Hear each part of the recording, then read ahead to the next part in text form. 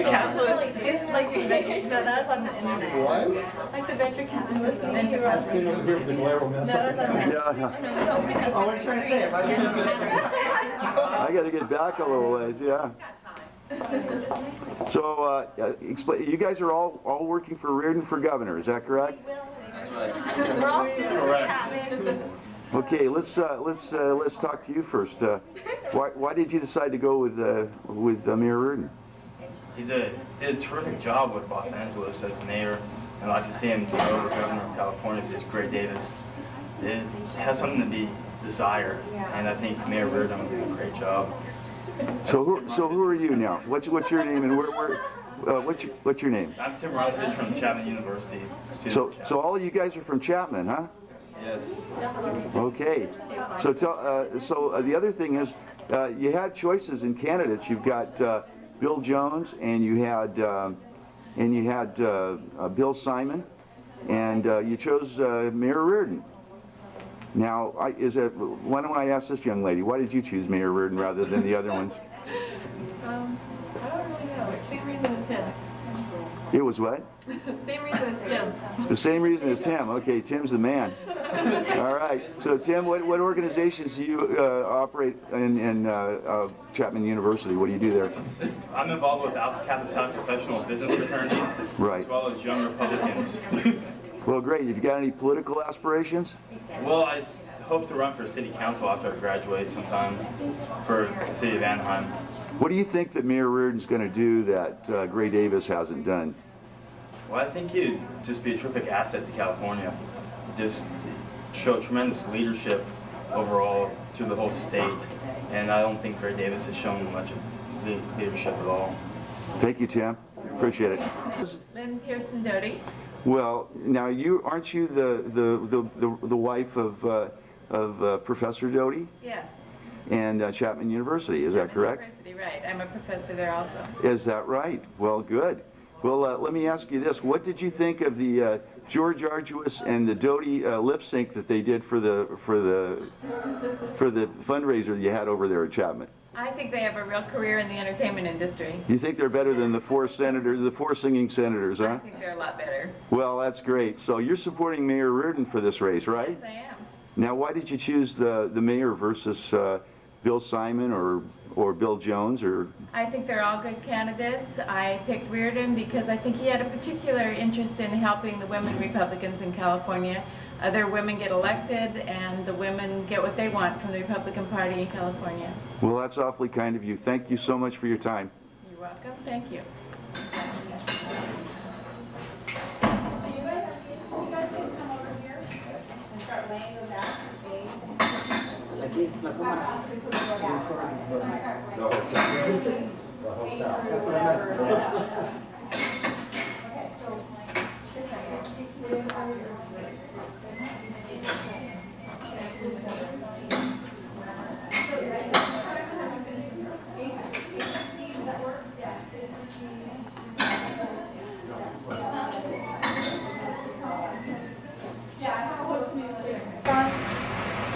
We're here.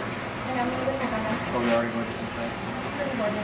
So, you're in there. Marilyn, can I get a 30-second with you? Sure. Great. What are you going to use it for? Oh, it's for the web.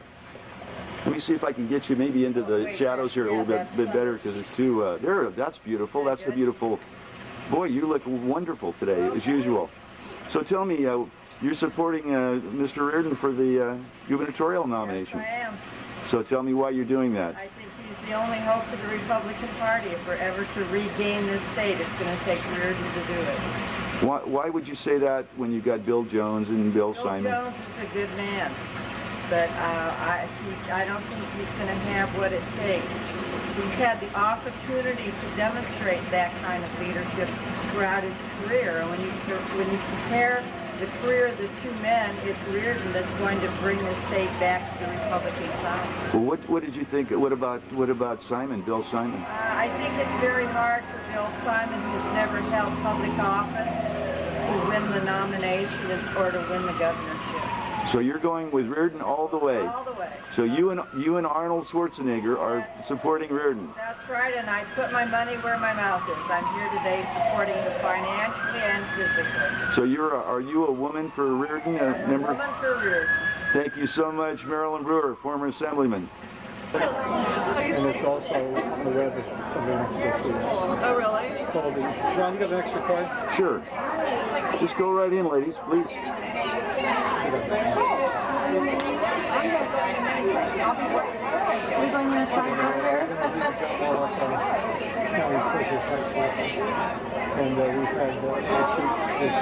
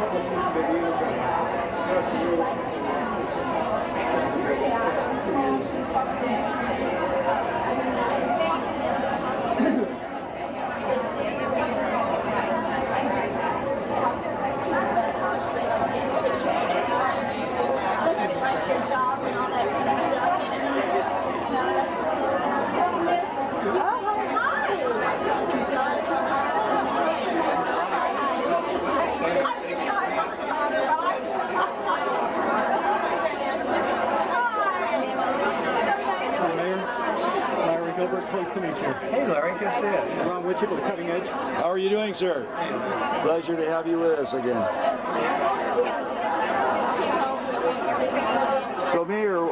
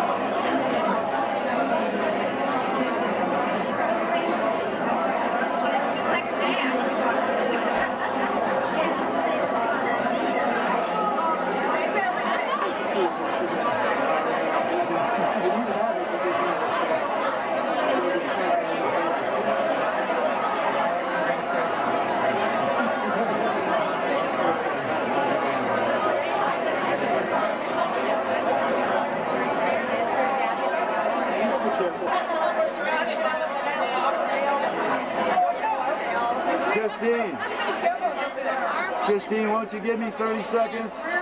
I know. Why are you supporting the mayor? Why am I supporting the mayor? Because he has run a huge city. He understands local government issues and he understands what the people want, and he is bright, articulate. He'll get the job done. You think he's going to bring California back from all of these problems that we've been having? He can deal with the business issues. He knows all the environmental issues. He knows the fiscal issues. He's a doer. He's an action man. Thank you. Thank you very much.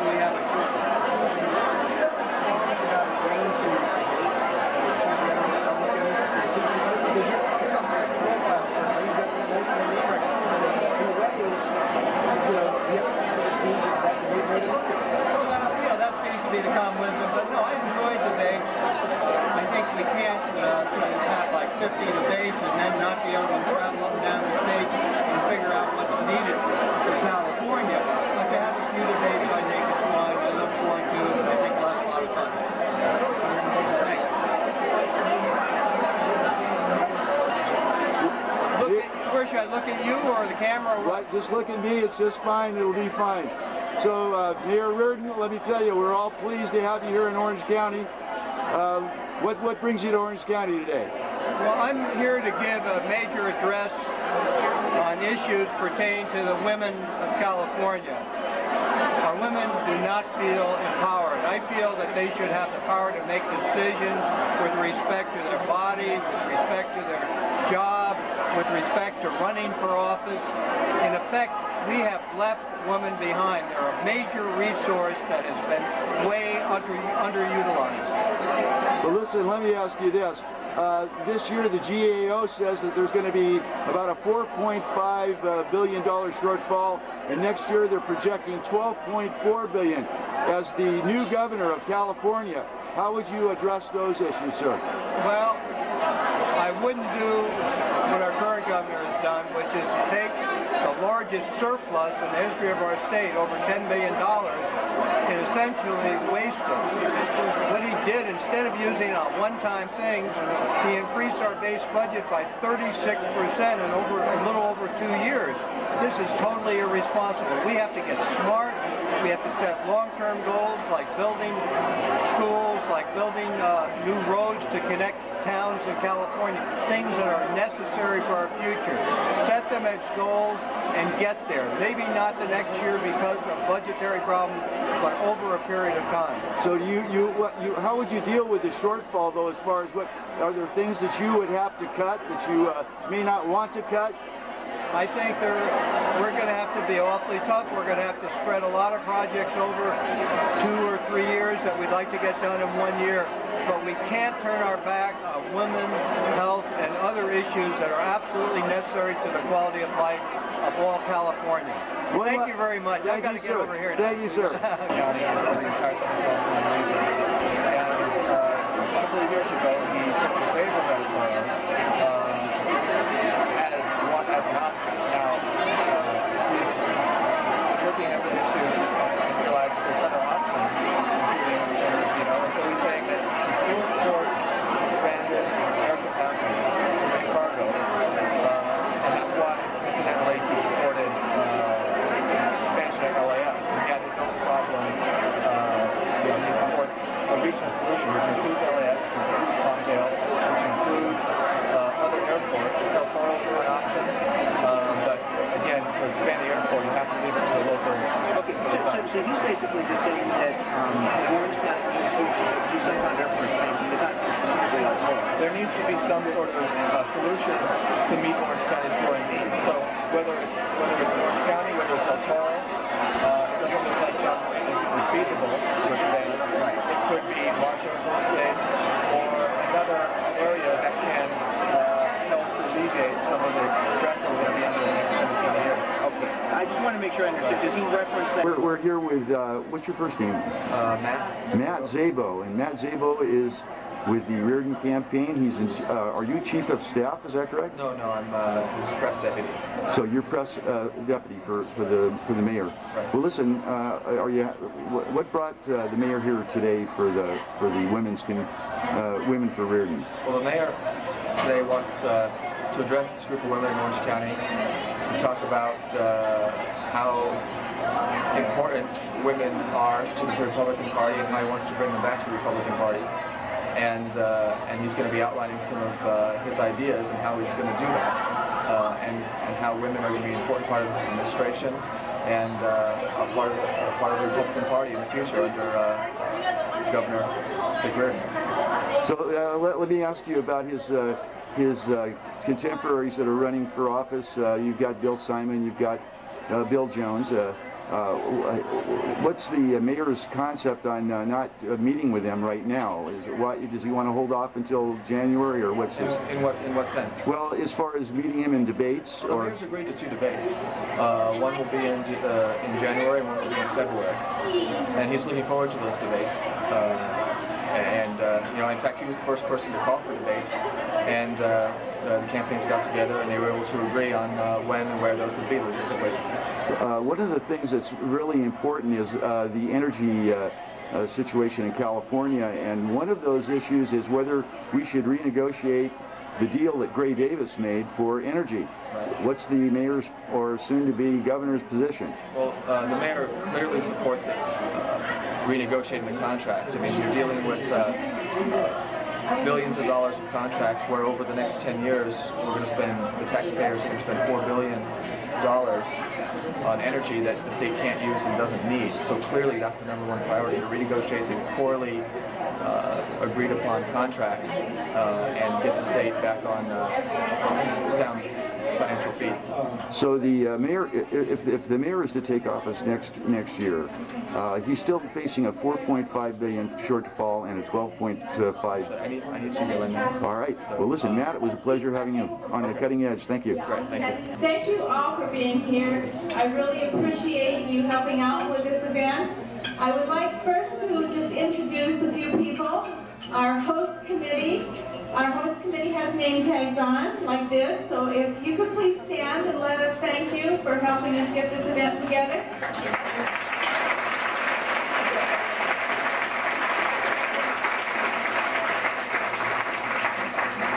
Thank you very much. We have a few other people in the audience that I would like to introduce. We have Sherry Butterfield of the Mission Viejo Council, a council member. We have Mike Capaldi, the president of the Lincoln Club, Orange County. We have Carolyn Cavechi from the Orange City Council. We also have Joanne Koontz from the Orange City Council.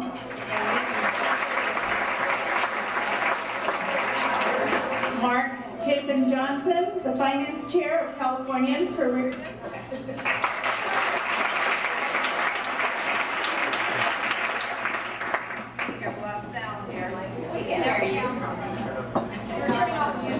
The Lincoln Club would like the board. Mark seems excited about this. It's not for what you think, Mark.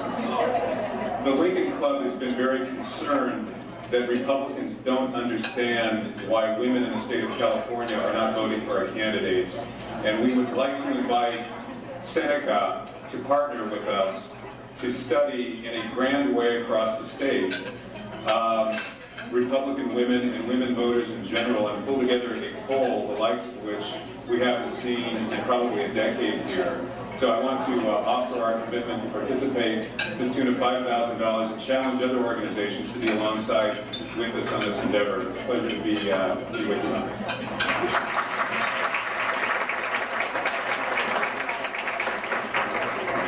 Thank you. Enjoy your lunch now, and we will be hearing from Mrs. Riordan and Mayor Riordan after lunch.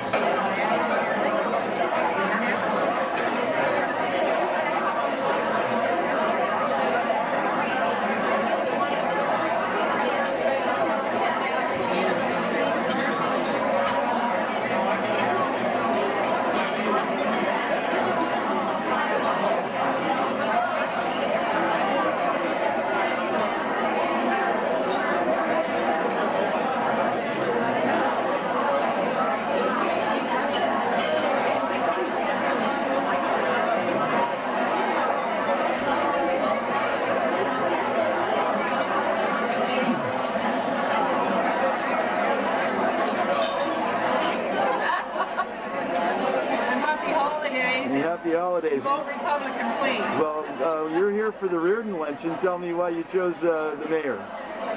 Well, I like him. I think he has charisma. He has a high profile. And I think he can beat Ray Davis. So I'm saying please vote Republican and vote for Richard Riordan in the next governor election. Thank you.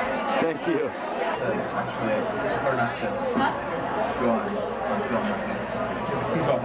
Yeah, I'm fine. We want to talk about the health care. We've got 7 million people in California who don't have health care. Do you have any thoughts on how to deal with it? You're welcome to stay and watch the speech, but I think right now we're okay. I mean, yeah, it's really a chance to talk to the mayor. I could answer the questions you have, but Understood. not on. Okay. Number 11.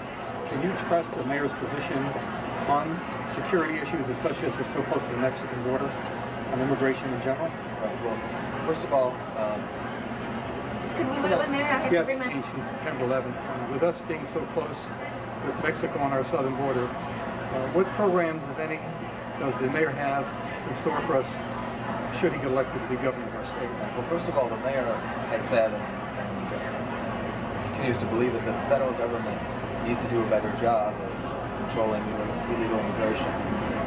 In regards to security, the mayor has proposed that there be a state security chief that be appointed by the governor at a cabinet level that would be in charge and have the authority to make decisions coordinating all of the efforts of the state, including working with the federal government and Director Tom Ridge of the Homeland Security Office to make sure that the state and the federal government are on the same level as far as sharing information about the security in the state of California. Do you have any feel for how broad in scope you're thinking in terms of the security? Are we giving up some of our rights, or what rights do you think we need to be willing to concede, knowing what we've been dealing with since September 11th? Can you give us any specifics about what kind of program you envision? Well, the mayor, like I said, those are decisions that need to be discussed mostly in Congress, and the mayor, as I said, wants to appoint the security chief to deal directly with the FBI and have the top secret clearance to be able to determine what in fact needs to be done that would best protect the security of Californians and all Americans. The thoughts on behalf of the mayor regarding his position on the Second Amendment? The mayor supports the Second Amendment. He supports every law-abiding citizen's right to own guns, and he believes that the federal government and the state need to do a better job of enforcing the laws that are already on the books, as opposed to having more new gun control laws. Thank you. Spent over $30 billion on education in the state, and we rank near the lowest nationwide in test scores for math and science. And recognizing that you're going to be dealing with a major shortfall as you take office, should you get the nod in November, what plans do you visualize for trying to improve our education system, and at the same time recognizing that we don't have the kind of money that we've had in the past for expenditures at this time? Well, first of all, this is education in children is going to be the mayor's top priority. We have no other choice but to provide every child with the best education possible. I mean, they have to have the tools to compete in society. In order to, we need to be providing our economy with children that are ready to compete in the new economy. Secondly, clearly we're spending a ton of money on education and getting very little results. The mayor has said that he wants to hire an inspector general, and he wants to do a complete audit of the system and take another look at the way the state budgets for education. Is to start in the classroom and make sure that we have teachers and books and classrooms for the students to be able to learn. He wants to look at the way that we have construction in schools. I mean, the first priority is to have enough classrooms for children to learn. Right now, it's completely bogged down. To get a new school, the process is completely bogged down in regulations and red tape. He needs to have someone, the mayor wants to put someone in charge of kind of, again, like I said, an inspector general, a school constructions chief, in order to streamline the process. And that's the number one goal. We need to get enough classroom for the children to learn. We need to provide books, and we need to make sure that we have enough qualified, credentialed teachers to teach the children. Everything else, all the bureaucracy, that's secondary. But the funding priorities are going to be children, books, classrooms, and teachers. With the results that we have seen these past 2 years, even with class size reduction, do you support choice or vouchers so parents can take their children out of the public school system and put them in private schools? Well, the mayor said, and he's not an ideologue on the voucher issue. He doesn't, for example, he doesn't support a voucher plan across the board, but he would support pilot programs for failing schools, perhaps to allow parents the option, if their school district has failed, to give that child a chance to succeed. The mayor is, that's how he makes his decisions, is what's in the best interest of the child. If the school district is failing and there's no other option, then he would look at a pilot voucher program to allow parents the choice to move their child into a better school.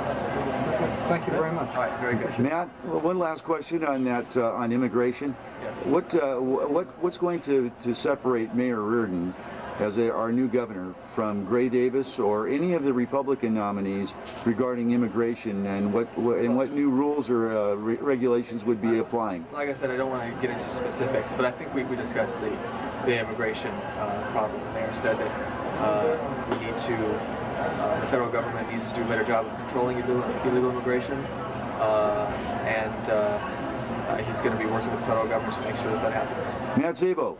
Okay. Thank you. Thank you.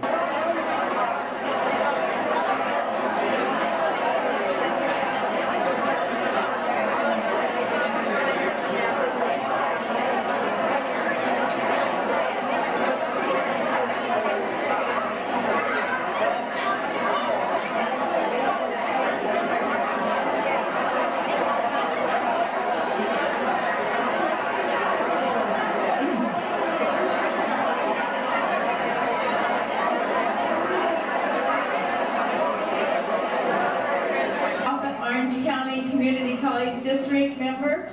And would you please stand up so here.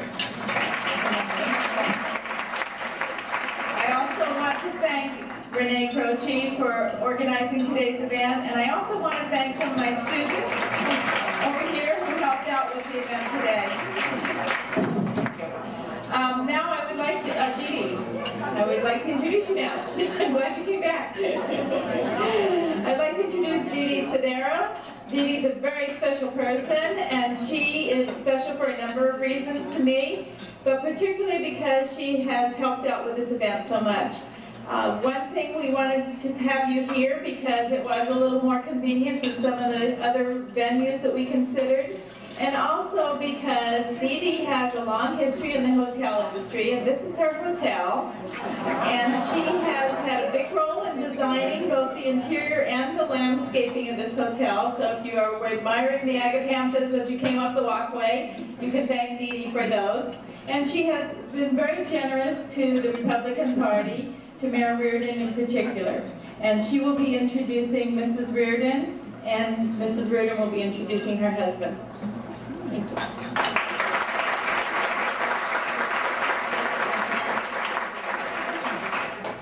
Thank you, Lynn, very much, and I welcome to all of you. I think it's wonderful to be here with us today.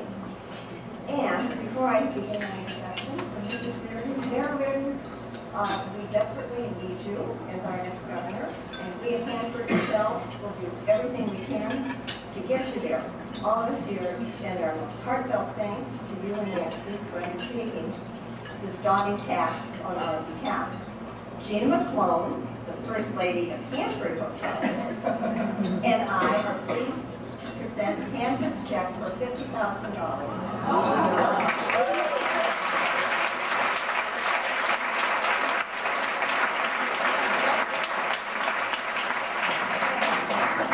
And our daughter Faith would also like to present you with a family check for $10,000 from the Sedera. Wow.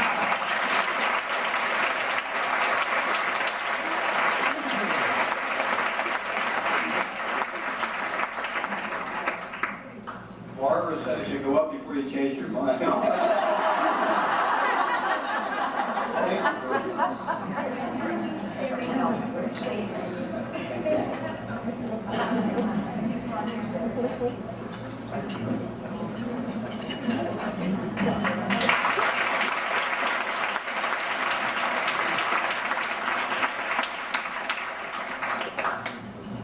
And now I have the pleasure of introducing a woman who knows, like the rest of us, behind a strong man is a strong woman. Nancy Daly Riordan is a champion for children's rights all her life. She founded United Friends of Children over 20 years ago. And this, United Friends in response to the unmet needs of Los Angeles County foster children. She lobbied for and was instrumental in the creation of the Children's Family Services Department and commissions in Los Angeles, and was a county commissioner for 15 years. Nationally, in 1989, she was appointed to the President's Commission on Children. Their report, the On Rhetoric, served as the basis for over 14 bills in Congress. As you can see, Nancy's professional life on behalf of children has covered a wide array of issues, and her efforts have helped improve outcomes for countless children. But beyond that, she's so much more. A strong and supportive wife, a loving mother of 6 children and 5 grandchildren, and a devoted friend to all who know her. Please join me in giving her a very warm welcome, our next First Lady of California.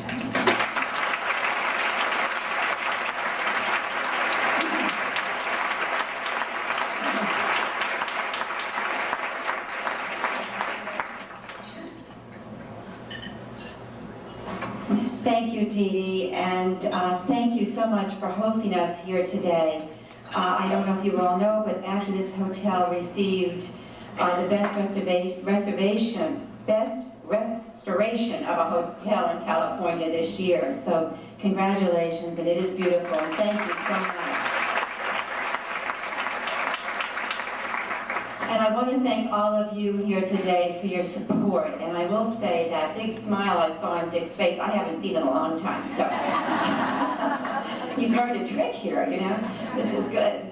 I am lucky to have this opportunity to introduce my husband. The first time I introduced my husband, which was quite a long time ago, when I finished and the event was over, he said to me, but I think you actually said it there, it was the worst introduction anybody had ever done. I was not very, I wasn't very practiced at it, but I'm getting better, I think. 20 years ago, when I met Dick, I was a children's activist looking for support for several different programs I was involved with, and Dick was an entrepreneur and a philanthropist who really loved giving money, particularly to causes that help children.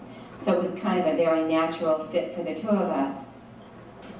I realized early on in our relationship that he was a perfect partner, not to mention the consummate politician, because at a point early on, we actually stopped seeing each other for a short period of time. And then one evening, Dick called me and he said to take a look in my mailbox. There was something in the mailbox. So I went, and there was a small pile of books, his favorite books. One of them written by his favorite author, Graham Greene, The End of the Affair. So I asked you, what would you have done? I mean, how could I resist this man who not only loved books, loved children as well? And I decided that he should be allowed to exceed the term limits. And for the last 10 years, I've joined his children, my children, and our grandchildren in supporting him, and he has our vote every time. Since all of you here today encourage smart women to run for office, I feel it's right up my alley to tell you what I think about men. I think there are two kinds of men, and I'm not talking about Republicans or Democrats or Venus or Mars. I'm talking about men who love smart women and men who are petrified of them. My husband loves smart women. He's had many women working for him in high positions in his law firm. The head of his foundation is a woman, and the original head of it was also a woman. Most of the highest positions in the city under his administration were held by women. And he was raised well by his 3 daughters, and of course, more recently, by me. He understands that women drive this election, and he understands our passion for education, health care, child care, safety, and the environment. But he also knows that these are not just women's issues. These are human issues, and they're important to every single person in California, and they're important to our future. Since Dick's motto is children first in everything he does, let me tell you a little about his accomplishments. And in Los Angeles, the mayor has absolutely no responsibility for the schools and for the quality of the education in Los Angeles. But he fearlessly led an effort to elect 7 reform candidates who have helped solve some of the monumental problems of LAUSD. Dick holds a deep, abiding faith in the principles of social justice. He believes in the responsibility of society to extend opportunity to every single person. He donates money to teachers so that they can set up libraries and buy books in their own classrooms. He started a leadership program at Coro to prepare minority students to participate on boards of directors. He and Mayor Richard Riordan, the next governor of California.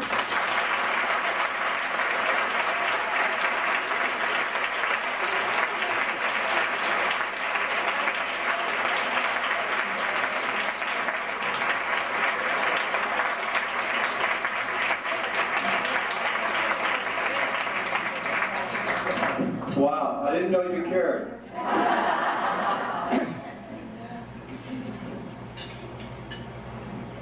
I like to, a lot of times, think of Nancy and I as if we were Fred and Ginger. She does everything in the world, but I also did a lot of dancing. But she reminds me that she did it backwards and in high heels.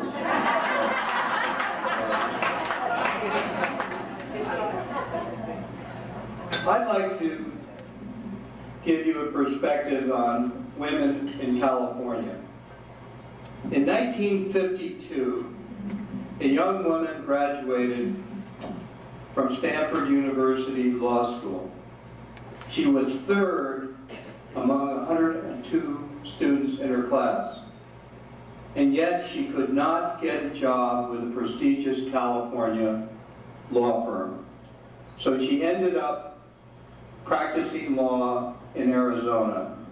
Her name? Sandra Day O'Connor, the great justice of our Supreme Court. Let's hope that never happens again. 50 years later, much has changed in our state, but much still remains the same. Even though California women voters will drive this election, your voice is still not heard loudly enough.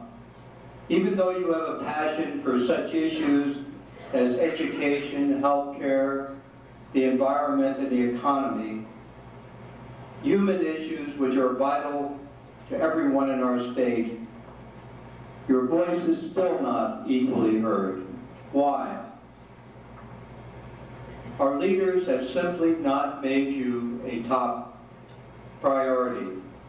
Even though there are great organizations such as Seneca, Bush, and Emily's List that have done much grassroots level work to get women elected to office. The main of Diane Solly, who ran my minority business office, MBOC. MBOC brought in over $6 billion of contracts in the private and public sector to women and minority-owned businesses. We need to be partners in our economy as well as everything else. Women were the driving force between turning the economy of California around, and we're counting on you to be the force to make it happen again in the future. The most positive force in our economy over the last 20 years has been the entry of women into leadership roles in government, in law, business, and medicine. Today, women lead our state, have led our state in starting over 700,000 new businesses in the last 10 years. To a great extent, you did it on your own. But now's the time to level the playing field. Too many women are squeezed between work and taking care of their children and aging parents. Women are simply tired. Tired of not having flexible work hours, tired of not being promoted equally with men in the same positions, tired of being paid less than a man, tired of unaffordable daycare, and tired of suffering these injustices while stalled each morning in commuter traffic. As he mentioned, to give children the ability to read and write fluently by the end of the 2nd grade, starting them on computers at kindergarten. I didn't have to look at polls to know that donating thousands of computers and books to the poorest of classrooms was the right thing to do. It's also why I founded LEARN in the 1980s, a movement to start reform in our public schools. For over 20 years, my priority has been children first. But Sacramento has not put children first. We're $42 billion behind in building new schools. And we have failed to recruit and train sufficient teachers. This is hard to believe. 51% of all new teachers last year in California were not certified. Under the current governor, in a time of great prosperity and funding, the lights have turned out on education in our state. Funds for textbooks were vetoed. Funds to vital education programs were cut. And California students we saw ranked last in science and 48th in math among all the states in the United States. This in the wealthiest state in the history of mankind. I believe also that every child that comes in the world has a God-given right to quality health care as well as education. Yet the number of uninsured families in our state are growing at a record rate. At the same time, the funding for emergency rooms throughout the state has been drastically cut by Sacramento. Our children need us. They can no longer pay the price for callous, uncaring politicians. DEA, ATF, etc. There is nobody in charge of them. Nobody required that people share information. We need to have somebody who's in charge of security, a security czar who is in charge of security for the state of California, not an advisor as there is now. He or she must have the authority over emergency services, the National Guard, the Highway Patrol, and others to ensure the safety of all Californians. He or she must work with the heads of securities at each of the endangered venues. This heightened awareness of security also brings me to halfway around the world, Afghanistan. As I watch the news coverage of women shedding their burqas to walk outside and feel sun on their face for the first time in many years, I was deeply moved. I reflected on their struggle, about the waste of such a major resource in their country, not to be able to be educated, not to be able to work, has cost Afghanistan dearly. When I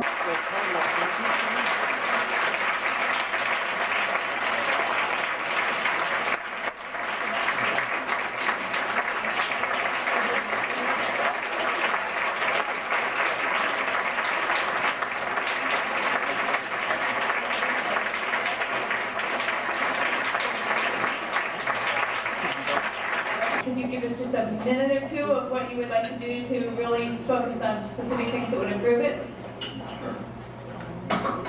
First of all, improvement of education has to happen at the local level. Washington and Sacramento can't cure education problems by lobbing magic pills to the local school districts. Now, they do have all the money up there. They can give money to the local school districts, but the local school districts should have control over how it's used, which gets me to it's your responsibility, all of us, to make sure that we have the best board members who pick the best superintendents, who hold principals, teachers, and others accountable. One thing I would do statewide, which is not a magic pill, but would be to allow mayors of cities over a certain size to appoint school board members. Now, why do I do that? Because then you will know who to hold accountable. If you have a group of 5, 7, 9, 11 school board members who are voted in by district, it's rare that a person can name more than 1 or 2 school board members. But if the mayor can do it, you can hold the mayor accountable, and you're much more likely. This is being done to have a good system throughout the state. But bottom line, it's management at the local level. The state can have, and I'll just end up with one thing, on accountability, have things like Stanford 9, but now there are about 8 or 10 tests which just overwhelm the schools. Get it down to like 1 test, but also in the local schools, each teacher should test students regularly. But one thing I do is, if you're going to have Stanford 9, I'd make it so parents could understand how their children did. Have you ever looked at the report card? I can't understand. You have to be a rocket scientist to understand the report card. Where will the funding come from? Let's back off, because let's not judge how California is going to do by 1 year or so. But you had 2 years ago, Gray Davis had the largest surplus in the history of California by far. Now we're headed into next fiscal year having maybe the largest deficit or close to it. I certainly, if I were there at that time, I would not have done. He increased our state budget by 36%. And we're going to be stuck with that. What he should have done was spend it on one-time infrastructure things, or for that matter, even on tax rebates. So now, we're going to have a tough time, but we can set our goals now. We can set each of the goals I have, and maybe, phase them in over 1, 2, 3, 4, 5 years, whatever, but clearly say this is what we need, and clearly have a road to get there. You can say, oh my God, how close were they? Yeah, but my husband might be upset. All right, yeah, well, he's an endocrinologist. He won't mind. Yeah, you're right. He knows glands, so he'll... Okay, so we're here with Marcia Melchiger from the South Orange County College District Board of Trustees. And one of the questions that I'd like to ask of you is that in the budget, until recently, some of the funding for the community colleges was cut. Yes, it has been. Have you seen any results of that funding being reinstated by Governor Davis? No, not at the current time. We're working on it, but we haven't seen any of those funds being reinstated at the current time. Do you believe that the community college does offer the alternative education that our children need? Oh, I believe that our community colleges offer the best value in higher education in the world. We have our community colleges, students can attend our community colleges for $11 a credit hour and get an incredible education. Not only that, but our community colleges offer the first 2 years of higher education at 1/3 the cost to the taxpayers of the California State Universities, and at 1/6 the cost to the taxpayers of the University of California system. And community college students come from our communities and they go back to our communities. The other systems, they come from all over the world and they go back to all over the world. So you're and I'm not putting them down, but I believe that we can offer the first 2 years of education at a better cost to the taxpayers and at a better cost to our students. And so, this is, Marcia, wait a minute, I got to ask you this though. You're going to support Riordan? yes, I am supporting Riordan. And why did you choose Riordan over the other 3?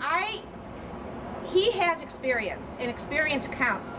He was mayor of Los Angeles and did an incredible job of governing the city of Los Angeles. And the city of Los Angeles is a very complex city, and it was difficult to govern, but he made it look easy. I think experience is the most important indicator of how someone will do in future political office. And he's the one with the experience. So I believe that his experience shows that he could be an outstanding governor of the state of California. Thank you, Marcia. Thank you. We're here with Rod Pacheco. Rod, you're from where? From Riverside. I'm an assemblyman. I represent Western Riverside County. So what brought you to the Riordan event today? Oh, just to see the mayor again and to help support him as well.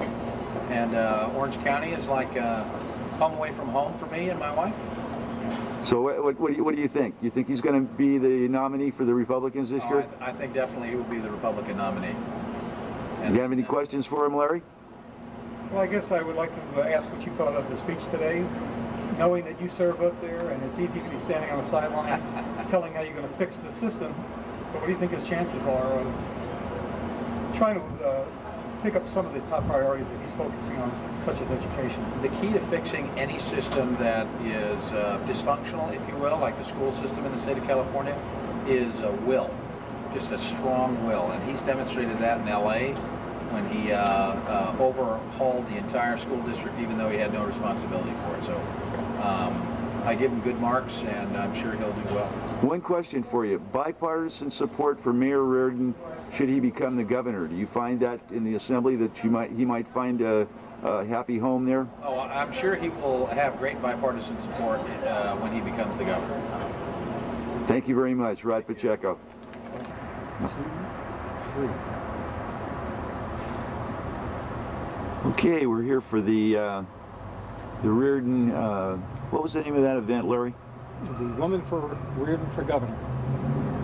Okay, this is December 17th, 2001. We're in Costa Mesa, California at the newly refurbished Holiday Inn. Is that right? That's correct. Okay. Well, what do you think? Did you think he did okay? Well, we had a good turnout today. There were about 240 people in attendance, probably 90% women. Had a good prepared message. He had room for 240. I saw about maybe 220, 230. It's probably pretty close, though. That's true. We almost had a full house. Yeah. So they did a good job of turning out an audience. Yeah. There were a few elected officials in there. There weren't that many recognized, but well, they had, you know, they had a few over there. I don't know. It was mostly for women, though. That was their focus.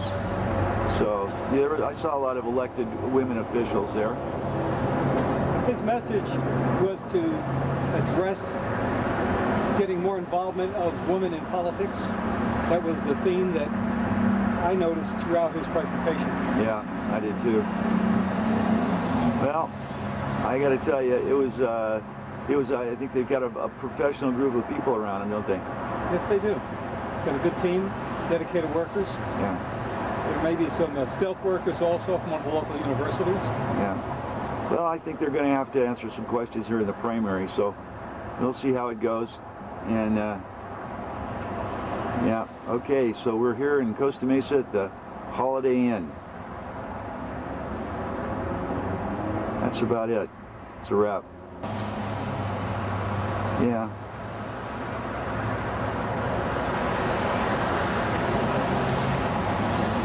Yeah. 0 minutes left.